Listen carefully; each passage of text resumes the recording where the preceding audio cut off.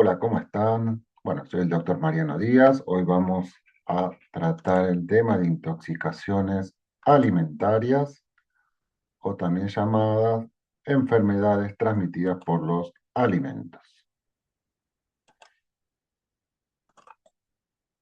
Bien, comenzamos. Dentro de la clasificación hay un sinnúmero de formas de poder abordarla. Por un lado, los agentes infecciosos, donde vemos bacterias, parásitos, hongos, ¿sí? Como salmonella, shigella, triquinosis, toxoplasmosis. Por otro lado, podemos encontrar sustancias que se encuentran naturalmente, sustancias tóxicas como la mandioca, la pava verde, hongos, plantas alucinógenas. También podemos observar la presencia de contaminantes, plaguicidas, puede haber metales pesados, hidrocarburos, también plantas, u otras veces compuestos como aditivos o hierbas. Y por último, toxinas preformadas, como el caso del botulismo o la intoxicación paralítica por moluscos, como vamos a ver seguidamente, estafilococo, micotoxinas y el caso del síndrome urémico hemolítico. Por lo cual, todo puede ser, puede haber todo tipo de sustancia que se es transmitida o se coloca o por una cuestión de azar eh, cae en el alimento del ser humano. Bien, diferenciemos lo que es contaminación de intoxicación, ¿sí? Puede haber alimentos contaminados y no significa que una persona tenga una intoxicación, ¿sí? Si no consume una cantidad determinada o de acuerdo a la susceptibilidad de la persona, puede ser que no se intoxique. Puede haber comida contaminada, pero no significa que hayan personas intoxicadas. Y va también a ser dependiente de la cantidad que uno ingiere, ¿no? La cantidad y de la persona, claramente. Y acá encontramos bacterias, todo este número de bacterias que se alejan del objetivo de la presentación de hoy, virus, ¿sí? Como el Norvac, todas las enterotoxinas que tienen ciertas características en cuanto a características físico-químicas o su resistencia a 100 grados, cuando uno las hierve por determinado tiempo, el tiempo de incubación, el cuadro que provoca. Por otro lado, las parasitarias, como la Yardia que puede generar como causa de diarrea crónica. Bien, y vamos a comenzar con un tema que a nosotros sí nos preocupa por el grado de frecuencia y gravedad. Es un gran diagnóstico diferencial en medicina, como el caso de botulismo, botulus, ¿sí? Es una palabra de origen alemán, en referencia a los primeros casos que se identificaron a través del botulus o salchicha, ¿sí? Y para definirla, ¿sí? Eh, a ver, como práctica profesional, siempre hay que tenerla en cuenta. Cuando hay una enfermedad paralítica, una enfermedad neuroparalítica, porque esta es una enfermedad neuroparalítica grave, generada por un bacilo gram positivo anaerobio. ¿Sí? Esto es importante. ¿Por qué? Porque a la medida que uno no tiene en cuenta estas características, la bacteria se va a reproducir, ¿sí? Como en este caso, fíjense que es anaerobio, o sea que si hay anaerobiosis, ahí vamos a generar la reproducción. Si uno le incorpora aire, ¿sí? Eso es como que impide un poco la reproducción. Hay 4 formas de presentación del botulismo. Recuerden que esta es la neurotoxina la más letal, que tiene características de termolabilidad, o sea, que con la temperatura uno puede disminuir su potencia, no varía con el sabor, esto es muy importante también, porque uno dice, "Uy, qué gusto raro", en realidad no tiene sabor, no hay cambio en el sabor, crece en medio alcalino, esto también es otra característica que uno puede trabajar para evitar que proliferen los espacios o en el espacio alimentario, ¿sí? En estado esporulado, está en suelos, en comida, en agua estancada, tiene múltiples lugares donde puede llegar a encontrarse. En los alimentos la forma de contaminación es por toxina ingerida, las proteasas la activan y se absorben en el intestino delgado. De ahí, cuando se absorbe el intestino delgado, se distribuye por sangre y linfa y va a las terminales nerviosas de todo el organismo, mayormente en los nervios periféricos, de ahí que tiene las características de manifestación clínica. Fíjense acá en el ángulo derecho, inferior, algunas conservas hechas en formas caseras, donde muy frecuentemente lo vemos en los centros de toxicología, donde la gente compra conservas en lugares rurales tal vez, o con esta cuestión de, es sano, es rural, es fresco, mira, pero sí, sí, es fresco, pero muchas veces las, las medidas de fabricación, elaboración no son las correctas, ¿sí? Entonces, que sea natural, que sea hecho casero, no significa que tengan las condiciones de preservación correspondidas. Bien, eh, ¿cómo actúa? Lo que hace es bloquear la liberación de acetilcolina en las terminales nerviosas. Ese sería el mecanismo de acción puntual que uno tiene que tener en cuenta cuando habla de botulismo. Sí, y actúa así en la unión neuromuscular, ganglionar y postganglionar y genera una actividad anticolinérgica. Y acá vamos a tener otro dato. Al ser anticolinérgico, recuerden lo que era el toxíndrome anticolinérgico, ¿sí? Midriasis, taquicardia, hipertensión, ilio, ¿sí? La incubación es de 2 a 48 horas, hasta 14 días, dependiendo de los tipos. Ustedes sepan que hay tipo A, B, C, D, E, F, G, y cada vez hay más. Si uno se pone a estudiar, siempre hay otro tipo de tipos de botulismo. Y vamos a pasar ahora a la clínica. Y esto sí, les voy a pedir que se acuerden, ¿sí? Estas características son fundamentales, no para la materia de toxicología, sino para su carrera como profesionales, ¿no? Es una parálisis descendente, ¿sí? Va de arriba para abajo, simétrica, lúcido y afebril. ¿Qué significa? Que el paciente está, ¿no? Comienza a no poder mover tal vez la lengua, la cara, ¿no es cierto? Los hombros, va a ir para abajo, y es de los dos lados, no hay, supongamos, un hombro sí puede mover, el otro no, es simétrica, de los dos lados, es parejo de los dos lados del cuerpo. El paciente está lúcido, puede empezar a decir, hablar, y está lúcido, no es que está con un deterioro del sensorio, y afebril, no tiene fiebre, ¿sí? Esto es fundamental para identificar el botulismo y hacer los diagnósticos diferenciales con otras patologías. Y fíjense, síntomas gastrointestinales, boca seca, 70% constipación, diarrea, eh, también puede existir inestabilidad, debilidad, ¿sí? Es clásico, el paciente entiende que no puede mover los miembros, está como quieto, ¿sí?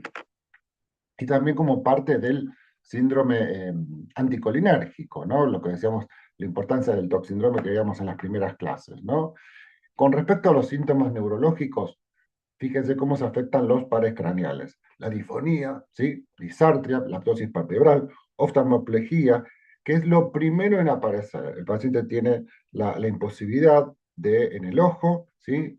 Y esto es lo primero en aparecer y lo último en desaparecer, ¿sí? Esto es muy importante. Otro signo es la sequedad de mucosas, la taquicardia, hipertensión y se instala una parálisis descendente simétrica hipotónica, muerte por paro respiratorio. Esta sería la secuencia. El paciente no puede mover ya los músculos diafragmáticos, ¿sí? Pero fíjense cómo va siendo una parálisis descendente clásica. Bien, con respecto al diagnóstico, como siempre decimos en toxicología, primero, la anamnesis, ¿sí? ¿Dónde estuvo? ¿Qué comió? Si estuvo comiendo alimentos tipo embutidos, muchas veces lo vemos con escabeches, preparan berenjenas, carnes al escabeche, o también cuando hacen estas comidas tipo los sushis, estas comidas que se preparan veganas, que son de mala preservación, también es importante tenerlo en cuenta. De ahí vamos a sospechar el cuadro clínico. La epidemiología, el tipo de alimento, ¿sí? Siempre las carnes o los tomates o las berenjenas, el tipo de alimentos que generalmente se ven sometidos a preparaciones en escabeche, y el cuadro clínico. Ahí el cuadro clínico me va a dar el segundo pilar, ¿sí? El cuadro clínico, parálisis descendente, simétrica, el paciente está lúcido. Y el tercer parámetro son los exámenes complementarios que ahora vamos a ver, ¿sí? Como exámenes complementarios, algo que nos ayuda mucho cuando hacemos el electromiograma, que es típico en guarda griega, ¿sí? No es específico, pero orienta, ¿eh? Esto es orientativo. Y lo que me va a dar el diagnóstico de certeza va a ser la identificación de toxinas en sangre o en heces, ¿sí? Eso es fundamental, ¿no? El Clostridio botulino en materia fecal es lo que uno va a identificar. Cuando uno lo hace en los estudios, en su momento se hacía en el Instituto Malbrán, ahora hay otros lugares que tienen la metodología correspondiente para poder hacerlo. Pero bueno, este es el diagnóstico de certeza. Bien, en nuestro país la zona rural oeste es toda endémica, ¿sí? Es muy característico este cuadro clínico, lo vemos mucho en Mendoza, otro tipo de botulismo que también ahora vamos a mencionar en forma seguida. Y acá los diagnósticos diferenciales. Esto es una patología de denuncia obligatoria. Cuando ustedes se presentan con una parálisis, de este caso flácida, tiene que hacer la denuncia obligatoria, ¿sí? Porque hay que investigar, hay que ver si hay más involucrados, porque cuando un paciente ingiere este tipo de alimentos, seguramente hay más familiares, como ha pasado muchas veces. Cae uno, después cae otro, fíjense el periodo de incubación que puede ser bastante prolongado, ¿sí?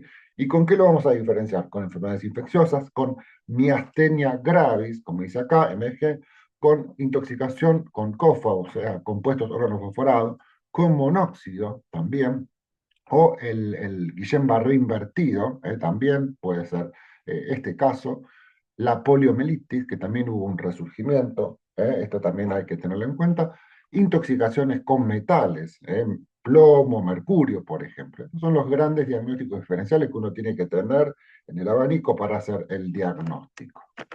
Bien, y el tratamiento. Cuando el paciente tiene estos síntomas, bueno, lo que vamos a hacer es un paciente que va a empezar una terapia intensiva, ABC, sí, vía aérea, ventilación, circulación, claramente muchas veces requiere la intubación, tiene que ir a un respirador porque no puede sostener su vía aérea, ¿sí? Y lo que se hace es administrar, cosa que tampoco es fácil, no hay en todos lados, no hay disponibilidad en cualquier centro, es el suero antitoxina, son 10.000 unidades cada 4 horas, ¿sí? Es lo que se da habitualmente. Los antibióticos siempre fue un tema de discusión, pero lo contraindican porque los antibióticos lisan las esporas y hace que se liberen las toxinas, por lo cual no sería productivo. Bueno, sostén con la asistencia respiratoria mecánica y el tratamiento de las complicaciones. Son pacientes que se van a infectar, que se pueden chocar y un montón de eventos, ¿no? Que se aspiran, ¿sí? Todo eso es lo que puede suceder. ¿Cuándo administrar el tratamiento? Bueno, se debe comenzar la administración del suero siempre lo más pronto posible y lo mejor dentro de las primeras 24 horas y no más allá de los 5 días de exposición, ya que la antitoxina solo neutraliza la toxina que está circulante en sangre, ¿no? Porque después ya es inefectiva, cuando está fijada en las uniones sinápticas y la internaliza, y ya no sería. Solamente es útil cuando está en la toxina en momento de circulación por sangre, ¿sí? Por eso uno dice no más allá de los 5 días post-exposición. Bien, acá vamos a abordar otro tipo de botulismo. Fíjese este bebé hipotónico, uno lo agarra, ¿sí? De los bracitos y como la cabeza y como parece un flancito, ¿no? Sí, estamos en presencia del botulismo del lactante, que es clásico, en menores de 9 meses, ¿sí? Se da por la ingesta de esporas, ¿sí? Esto es por ingesta de esporas o inhalación también. Son esporas, no es la toxina como el otro caso, ¿sí? Coloniza el intestino y la libera toxina en el tracto intestinal. Siempre vemos esta la tríada, ¿no? La midriasis, reflejo fotomotor. El paciente está constipado y tiene una parálisis flácida. ¿No? Está hipotónico el paciente. Lo que dicen los papás refieren que no tiene hambre, no tiene fuerza para chupar la mamadera o el pecho, ¿sí? Esto es típico lo que refieren los padres cuando lo traen a la consulta. Y no tiene fuerza, doctor. Oh, mira, bueno. La midriasis y la constipación. Recuerden esto típicamente. Y en los casos graves puede dar muertes. Por eso muchas veces cuando hay muerte súbita se investiga la presencia de esporas o la presencia de botulismo del lactante, ¿sí? Bien, el tratamiento son las medidas de sostén. Antes se daba purgante salino, ¿sí? Leche magnesia, ahora ya no cambia mucho, y no dar antibiótico. Eso como dijimos recién. Hay otro botulismo que es de la sería, lo vemos mucho en la parte del noroeste, en Mendoza, Catamarca, que el elemento infectante es la espora, ¿sí? Tiene mayor incubación, el paciente está febril, ¿sí? Y hay otros tipos de botulismo diferenciado que no se determina la fuente y siempre hay nuevas de acuerdo a los estudios o el avance que tenemos desde el punto de vista científico, se encuentran otras variables. Bien, finalizamos con botulismo. Este sí lo tienen que conocer. Vamos a pasar a otra patología desde el punto de vista toxicológico que es importantísimo, ¿no? Lo vemos esto en qué zonas, en la parte del sur del país, ¿sí? Y se llama intoxicación paralítica por moluscos, ¿sí? O IPM, ¿sí?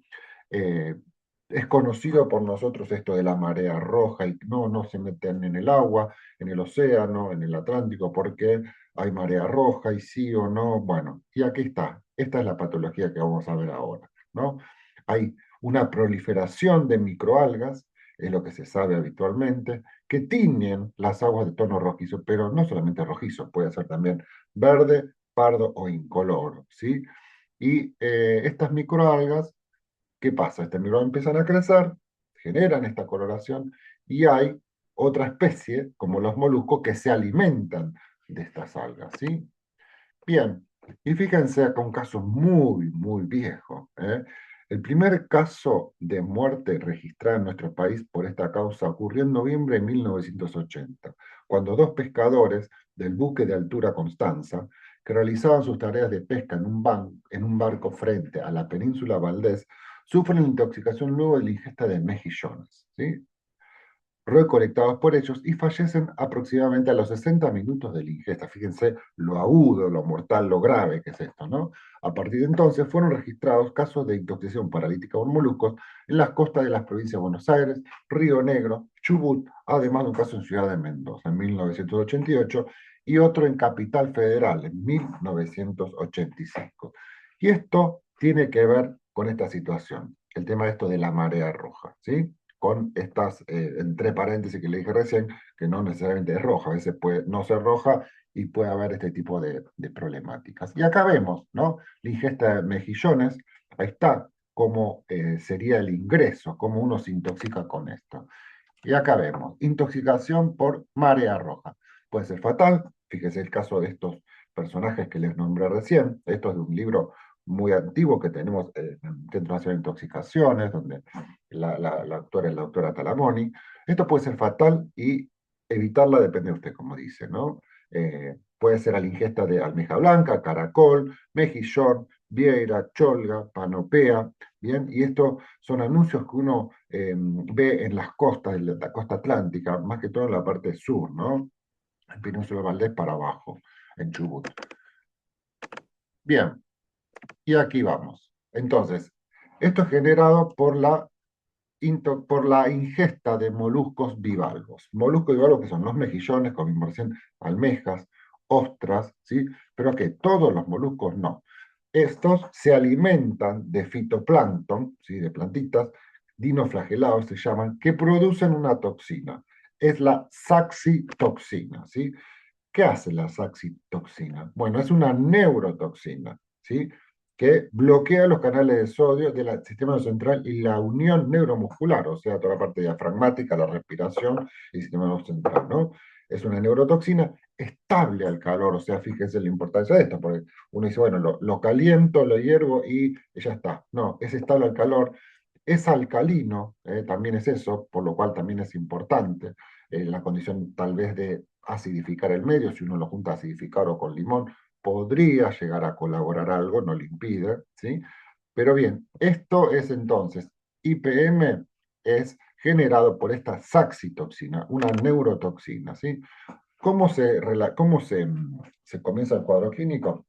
La persona empieza a ingerir, empieza, suponete, un mejillón que está contaminado, que se alimentó de fitoplancton, de un dinoflagelado, ¿no? Que tenía saxitoxina, y ahí a los minutos, cuando está comiendo, empieza con parestesias, ¿no? Empieza con adormecimientos, ¿sí? Hormigueo de la lengua, a los minutos también, y después tiene disminución de la sensibilidad de las manos y pies, y es un cuadro neurológico, es muy pronto, en 30 minutos empieza a desarrollarse. Y ahí empieza con una parálisis descendente motora, ¿sí? Fíjense, y termina con fallo respiratorio agudo. Todo esto transcurrido en 45 minutos, fíjense, es muy grave, es una urgencia, ¿eh? Una emergencia. Marea roja o no en Pelizo Valdés, Argentina, buque de Constanza, que les comenté recién.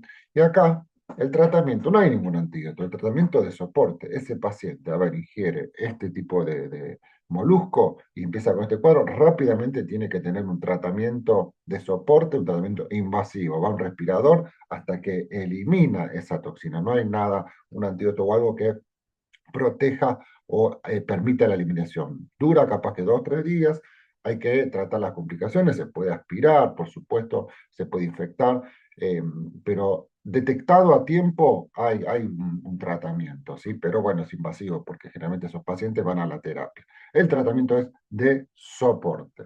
Bien, vamos a otra patología también, o otra enfermedad transmitida por alimentos, como es la IE o intoxicación escombroide. Y ahora vamos a ver. Fíjense, esto también es bastante viejo, pero es muy importante. Fíjense que esto se sigue repitiendo, ¿no? Es un brote registrado en el Centro Nacional de Intoxicación, en el Hospital Posadas, en el año 90, ¿sí? En el año 90, el 23 de enero, concurre al hospital una familia integrada por 2 adultos y un adolescente. Habían comido caballa enlatada y a los pocos minutos comenzó con un rash cutáneo, eritemato papular generalizado, cefalea y palpitaciones, ¿sí? La madre asmática previa también tenía disnea, eritema, o sea, enrojecimiento en cara y cefalea, y el padre 1 hora más tarde, cefalea, eritema en cara y cuello y prurito. Los tres mejoraron 30 minutos luego de una dosis de difeniramina, o sea, Benadryl. Bien, y fíjense, 23 del 1 al 20 del 7 se recibieron 45 consultas por intoxicación histamínica al ingerir caballa enlatada. Y ahí estaba el tema, ¿no? Era caballa que habían ingerido algún barco pesquero seguramente, de algún lugar, eh, estuvo, recolectó y toda esta especie que había recolectado estaba infectada o tenía algún tipo de toxicidad, ¿no?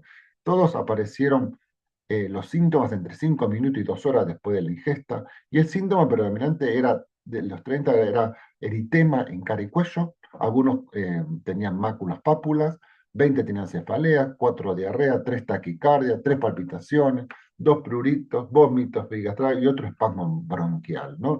Y fíjense, todo esto es un cuadro por liberación de histamina, por eso intoxicaciones con braille, ahora lo vamos a ver. Y ahora todo el estudio epidemiológico, porque esto fue algo muy detectivesco, la caballa consumida correspondía a 3 marcas diferentes. En todos los casos, el envasado había sido hecho en diciembre de 1989, ¿sí? El alimento fue analizado y tenía cantidades exorbitantes de histamina, ¿no? Fíjense, 700 partes por millón a 1550. Partes por millón es la medida que uno puede para mensurar en cierta cantidad de una sustancia o de un producto, cuánto contenido tiene, la concentración que tenía. Y ustedes dicen 3 marcas diferentes, ¿cómo puede ser? En 3 marcas diferentes no tendrían por qué contactarse. Bueno, haciendo toda la búsqueda detectivesca, había un buque pesquero en Mar del Plata, que era de origen oriental, y tenía un montón de pescaditos, ¿sí? Cabales, y empezó a venderla a una empresa, a otra, a distintas empresas que no tenían nada que ver, la vendió porque le sobraba y se la vendió a una, a otra empresa y a otra, y ahí sí fue que pudo llegarse al diagnóstico, ¿no? Y esto se llama escombroidosis o intoxicación escombroide, que es como una intoxicación alérgica, ¿sí? Por la ingesta de pescados que se encuentran, bueno, en la parte de la costa atlántica en nuestros casos, ¿sí? Y lo vemos con pescados, ciertos pescados, como el atún, el bonito, la caballa, ¿sí? Y hay otras que no son escombroides, como la sardina. Pero nos vamos a quedar con esto atún, bonito, caballa, que es lo más frecuente, ¿sí? ¿Y esto qué pasa? Acá hay una cuestión de mala conservación y la refrigeración, ¿no? Porque acá hay algo que estos pescaditos, cuando no son refrigerados como corresponde, o son mal almacenados, producen la descarboxilación del aminoácido L-histidina, ¿no? Que se presenta en la musculatura de estos peces, ¿sí? Ahí estaría el problema, ¿no? Bien, entonces, para redondear son provocadas por alimentos enlatados de la familia Escombroidae, ¿sí? Por eso, intoxicación escombroide. La caballa, el bonito, el atún, pero también puede estar en quesos y jamones, ¿sí? Generalmente en los peces, en el tejido, hay bacterias gram negativas, como el Proteus, Shigella, la salmonella, que están todos en el tejido del pez, ¿no es cierto? ¿Qué hacen? Transforma la histidina en histamina, ¿sí? Y eso cuando la persona lo ingiere genera ese rash o esa reacción alérgica, ¿sí? A los 30 minutos de ingestión se genera un cuadro alérgico, que puede ser un componente ya sea cutáneo, puede ser un cuadro respiratorio, ¿no? Que es muy frecuente, en más que todas las pacientes susceptibles, ¿no? Y ahí tenemos la putrescina y la saurina inhiben la histamina en el estómago que les decía recién, ¿no? El tratamiento es sintomático, a ver, trato el cuadro alérgico, comienzo con, primero, bueno, tal vez de contaminación, empiezo también a indicarle antihistamínicos, ya sea por vía oral, o por vía intravenosa, Benadryl, o lo que tenga. Si tengo, estoy en mi casa y tengo, me pasa esto, bueno, loratadina, ¿sí? Pero bueno, el tratamiento es esto. Si progresa, genera un cuadro más severo, bueno, uno tiene que recurrir a un corticoide, si es un shock anafiláctico o algo así, bueno, tal vez adrenalina. No hemos tenido casos, uno que haya tenido que seguir a este tipo de pronóstico. Diferenciar de alergia alimentaria. Uno piensa, ah, yo soy alérgico al pescado, esto. No, a veces puede ser esto y uno lo pasó por alto, ¿sí? Es muy importante. Bueno, acá un poquito más, fíjense lo que tiene que ver con esto, cómo conservarlo, ¿no? Esto tienen altos niveles, los peces tienen altos niveles de histamina, ¿sí? Que contienen ciertas bacterias y por malas condiciones de higiene, esto se almacena y provocan este tipo de sustancias. Bien. Y por último vamos a ver lo que a nosotros nos interesa desde el punto de vista toxicológico, ¿no? Otro que es el mejorador del pan, que es el bromato de potasio, o llamado pichi, ¿no? Dos cositas voy a hablarle, es una intoxicación muy severa, muchas veces es el mejorador del pan, o pichi, por pichicata, porque le da esa textura al pan como que sea bien gordito, bien migoso, ¿no? Que le da cierta suavidad. Está prohibido su uso, pero bueno, todavía se sigue utilizando, es la realidad, ¿sí? En pequeñas cantidades no provoca los cuadros severos, sí que lo vemos, y es consistencia como la sal o como el azúcar. De hecho, se confunden muchas veces y creen que es sal o azúcar y lo ponen en el mate y después comienza con el cuadro típico que es la diarrea, ¿sí? La diarrea que es típico, ¿sí? Y después si el paciente ingiere gran cantidad de bromato de potasio, sí puede tener las consecuencias. Que la consecuencia es, por un lado, bueno, diarrea, náuseas, vómitos, deshidratación, después puede haber fallo renal, ¿sí? Porque también provoca a nivel prerrenal y también renal, porque produce una necrosis tubular aguda en el caso que el paciente ingiere gran cantidad.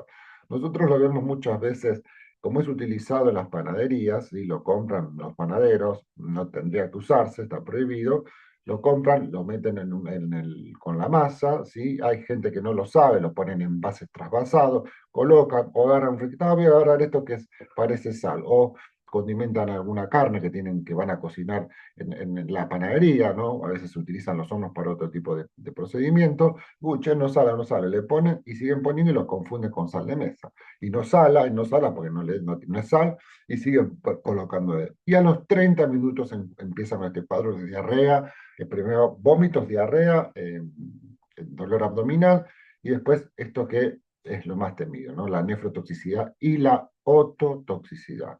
Muchas veces hemos tenido casos de pacientes, más en los casos donde han sido la ingesta por tentativa suicida, eso sí, han tenido una ototoxicidad o sordera irreversible, ¿sí? Bien, y hemos tenido casos de pacientes que han requerido hasta diálisis, ¿sí? Para sacar este fallo, una necrosis tubular aguda que ha tenido.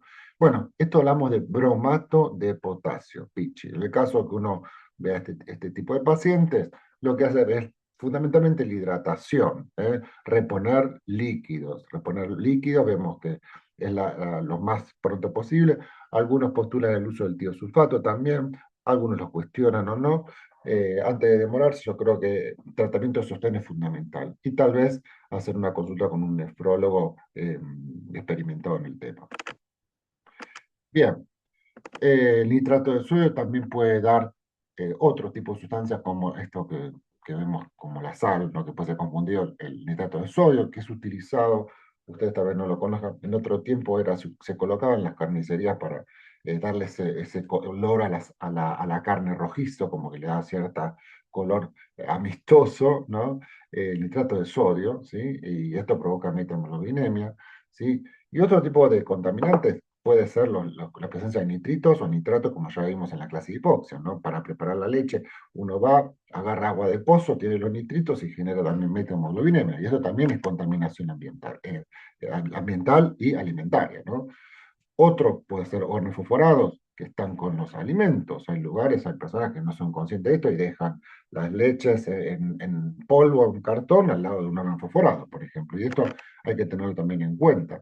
Los alcoholes, también, los alcoholes cercanos, a veces capaz que colocan, hacen un licor o hacen este tipo de cosas, y con un poquito no sé, de chocolate o algo para que sea más, más beneficioso para el paladar, ¿no? Y lo ingieren también los chicos, ¿sí?